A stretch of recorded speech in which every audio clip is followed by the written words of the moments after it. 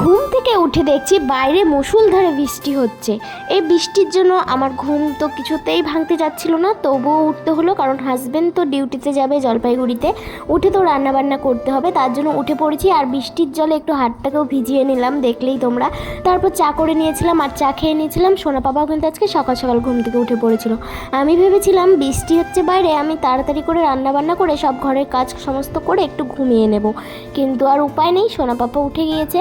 তারপর দেখো আমি কিন্তু রান্নাঘরে এদিকে এসে কিন্তু রান্না বসিয়ে দিয়েছি। আমি ভেন্ডি ভাজা করে নিয়েছিলাম আর এদিকে করছিলাম চিংড়ি মাছ দিয়ে আলু দিয়ে পেঁয়াজ দিয়ে একটা মাখা মাখা করে তরকারি।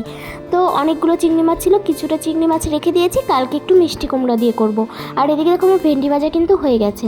আর আমার হাজব্যান্ড আবার চিংড়ি মাছ বেশি খেতে চায় না, কারণ ওর একটু অ্যালার্জির প্রবলেম আছে, তার জন্য। আর এদিকে দেখো ওর জন্য আমি করছিলাম কচুরমুখী দিয়ে আর আলু দিয়ে একটা মাখা মাখা করে তরকারি।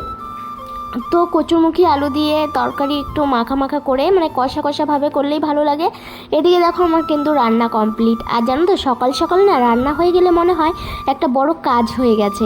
জানো তো বন্ধুরা, আমার কিন্তু সকাল 8টার মধ্যে রান্না কমপ্লিট করতে হয়, যেহেতু বড়মশাই জলপাইগুড়িতে ডিউটিতে যায়, ওর জন্য।